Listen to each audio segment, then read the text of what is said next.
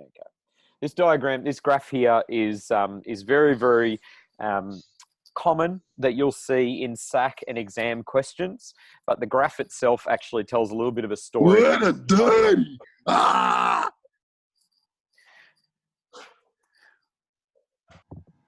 The graph itself actually explains a lot about what's going on throughout the throughout exercise.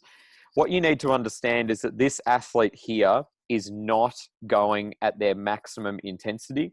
This athlete would be working under the conditions of probably about 70 to 75% of their maximum heart rate. So at the start of exercise, it's going to take a little while for their resting heart rate and breathing rate to get up to 75% of its maximum. But once it's actually able to reach that 75%, it can stay at 75% for quite some time. If the athlete was training or racing at higher than that, at about 90 to 100% of their maximum heart rate, then this graph would look very, very different. So you're only going to see this graph anytime you have an athlete who is 75% or under of their intensity for their exercise. Have a look at the first little section here, which talks about rest. This is when the athlete is not even racing yet, okay? They've showed up at the tracks. They're in this position here. They're sitting next to the track. They're ready to compete, but they haven't actually started just yet. Right now, their heart rate, their breathing rate, all of their vitals within their body are doing exactly what you guys are doing. Maybe they're slightly heightened because of what we call white line fever, which is when an athlete is about to start their exercise or their game and they're a little bit nervous.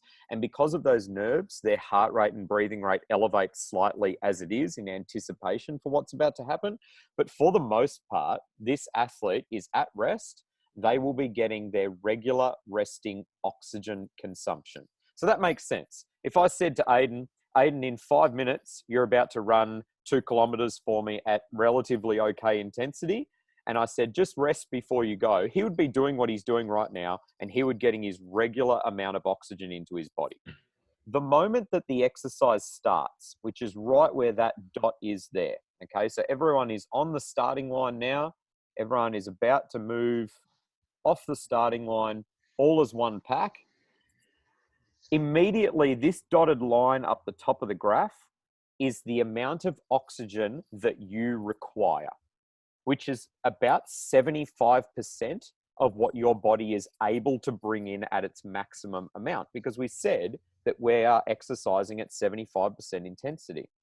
But what we know is that your heart rate cannot go from its resting level of 60, 70 beats per minute up to 75% of its maximum, 150 beats per minute, instantly. It takes time for the body to be able to build up the heart rate, the breathing rate, and all those other acute responses and things that happen during exercise. It takes time. So while the body demands 75% oxygen, this curved line here is showing how the body is actually getting to that point. So as the body starts to build, we are actually in what we refer to as oxygen deficit. A deficit means not having enough. And during that oxygen deficit, which is a key word, and I hope you're all writing it down, that oxygen deficit, the body has to rely mainly on the anaerobic systems. Both the ATP-PC system, which we know only lasts for a few seconds before the PC runs out, and the anaerobic glycolysis system, which we know builds up lactic acid, which is those hydrogen ions and that lactate. So while the body is in this oxygen deficit and it's trying to get to its oxygen requirement, this is a fatiguing stage. Once the body is able to get the heart rate and breathing rate to meet the oxygen demands and requirements, we end up hitting this section here, which is called steady state oxygen consumption. When we finish today's class and you go and watch my Strava video, which you guys need to download ready for tomorrow's class, you can hear me talk about steady state, and I actually show you a graph which shows steady state very quickly. You guys are going to need to do that next week with your data and show where your steady state is, okay? Steady state means This is the amount of oxygen that my body is requiring in my muscles. The amount of oxygen I require is now being met. So my heart rate, my breathing rate, and all of my vitals have hit the point where they're comfortable, and I can stay in the aerobic system, producing no fatiguing byproducts for as long as I'm required to do. Then what ends up happening is we cross the finish line. So we come back over here, everyone's running, all of a sudden we cross the finish line. And what a lot of us will do is when you finish exercise, we will stop straight away, especially if that exercise had been a long duration one. Could be a basketball game, finish the game, shake hands, go and sit in the car to get home, okay? Could have been going for a run, we get home, we go and sit on the couch. When we do that, you will notice that if you start thinking about what's going on in your body, your breathing and your heart rate stay up a little bit higher than usual for a long period of time.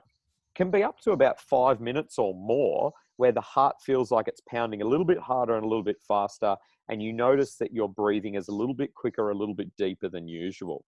What's actually happening is we're actually back down at our resting needs. However, we are still bringing all of our vitals back down to that point. So what's actually happening is we are getting in excess oxygen. We're bringing more oxygen into the body than what our body currently needs, because our need went from this line here, which was rest, instantly to this line here, which was what I required for exercise, and it instantly drops back down to my resting. So while the heart rate and breathing rate are taking their time to come back down to normal, I'm bringing in this stuff here, which is called EPOC, excess post-exercise oxygen consumption. That means I've finished exercise, but I'm still bringing in a lot more oxygen than what I currently require. What you need to know about that, and we're going to have this come up again in Friday's lesson, is that that oxygen is vital to the body getting back to its resting conditions. So while the body was fatigued during this oxygen deficit, some of this excess oxygen can help with those hydrogen ions and that lactate, and the extra heart rate pumping blood around the body can help shuttle some of that lactate over to the liver so it can become glycogen again, and it can remove excess lactic acid from the muscles so they're not as sore. That is a really good thing for our body. I'm going to ask a question, and I'm going to pick on somebody whose face I can see on the side of me, which is Stephen right now. Stephen, what can I do to make this EPOC, which is such a good thing, last for longer? Have like don't go from like full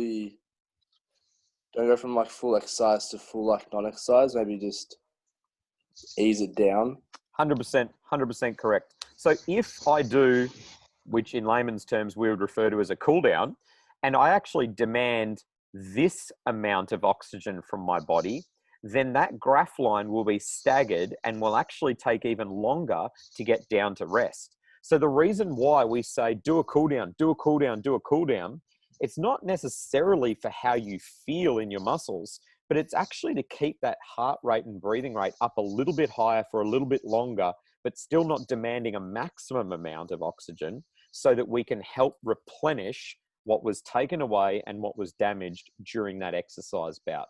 So definitely you're 100% right, Steve. If we do some form of cool down, walking even, or a lighter jog afterwards, the body will actually keep that EPOC for longer and be able to pay back more of what the deficit was earlier on.